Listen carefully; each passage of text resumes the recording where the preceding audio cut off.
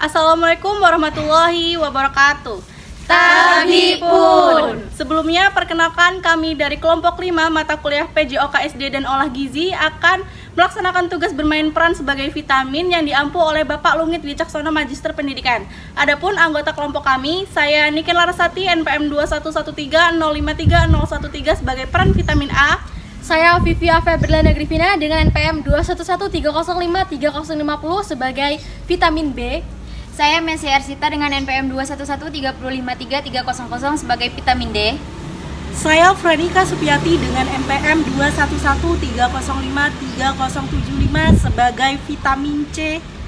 Saya Mariana Talisa dengan NPM 21130531116 sebagai vitamin K. Saya Kada Asu Septiani dengan NPM 21130532213 sebagai vitamin E. Selamat menyaksikan. Dadah. Pada suatu pagi sebelum berangkat sekolah, Sisi hendak sarapan terlebih dahulu. Lalu, ia membuka tudung saji di atas meja makan. Di sana ada banyak makanan yang akan dimakan oleh Sisi yang mengandung berbagai vitamin. Ada wortel yang mengandung vitamin A, ada tahu yang mengandung vitamin D, ada bayam yang mengandung vitamin K, ada jeruk yang mengandung vitamin C, ada kacang tanah yang mengandung vitamin E, dan ada susu yang mengandung vitamin B kompleks. Ini piringnya mana ya? Kok nggak ada? Yaudah deh, ambil piring dulu.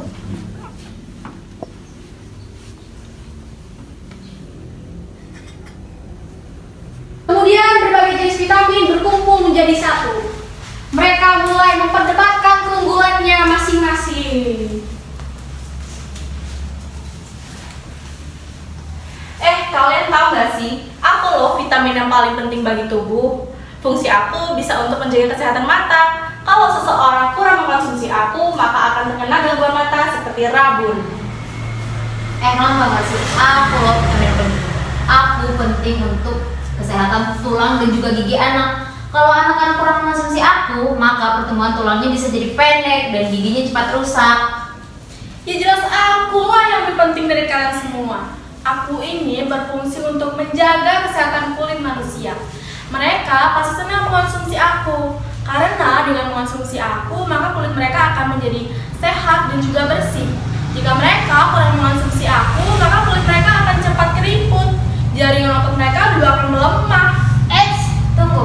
Namun kalau mereka terluka dan kurang mengkonsumsi aku akan menyebabkan pendarahan yang hebat loh. Oleh karena itu, untuk membantu pembekuan darah dan penyembuhan luka dibutuhkan vitamin K.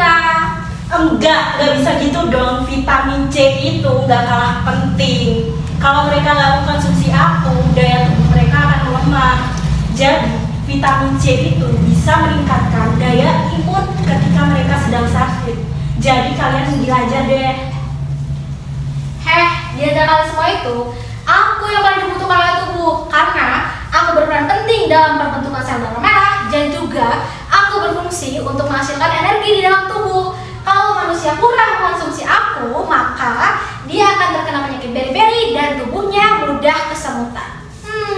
Hebatan aku dong. Setelah mereka berdebat, salah satu vitamin menyadari bahwa apa yang telah mereka perdebatkan itu tidak baik. Jangan berdebat terus. Coba deh kalian renungkan, kalau kita dikonsumsi secara berlebihan itu juga berdampak bahaya loh. Contohnya seperti aku, jika aku dikonsumsi secara berlebihan, maka akan menyebabkan otot menjadi kaku. Dan aku sebaiknya dikonsumsi 35-55 mg perharinya.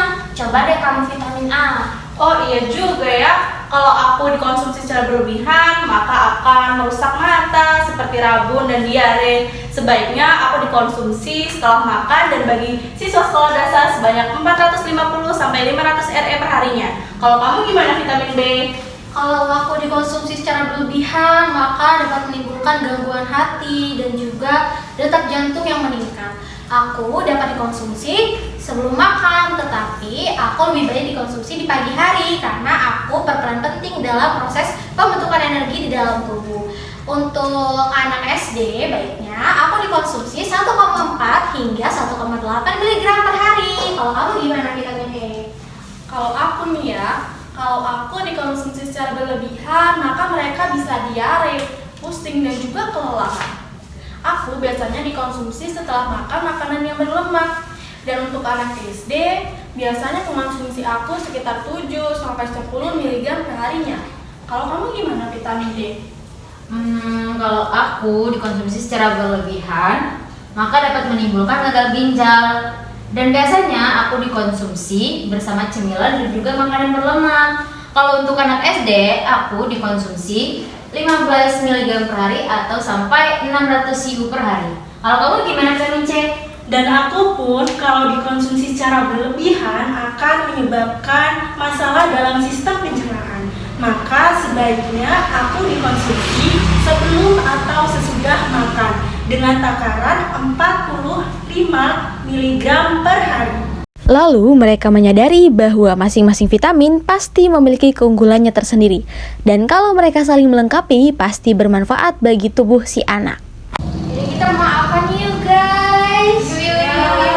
Kita semua penting ya untuk tubuh. Iya, kita semua penting.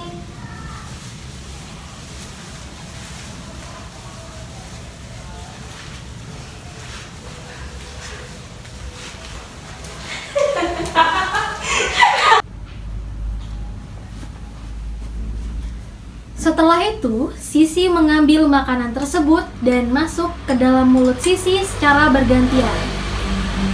Sisi makan dengan lahap dan makanan tersebut pun habis tak tersisa. Makanan yang mengandung vitamin tersebut akhirnya masuk ke dalam tubuh Sisi.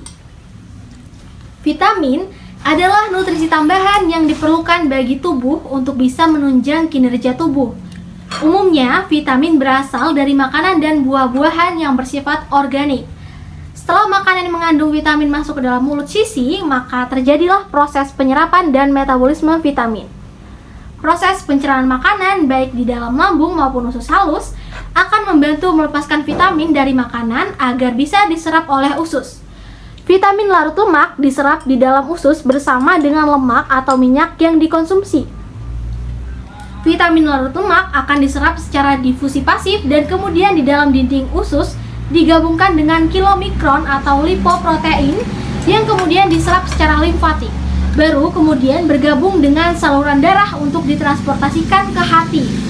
Sedangkan vitamin larut air langsung diserap melalui saluran darah dan ditransportasikan ke hati. Vitamin yang larut dalam lemak akan disimpan di dalam hati, jaringan lemak, dan otot tubuh. Sedangkan vitamin yang larut dalam air tidak disimpan di dalam tubuh, sehingga harus mengonsumsinya secara lebih rutin.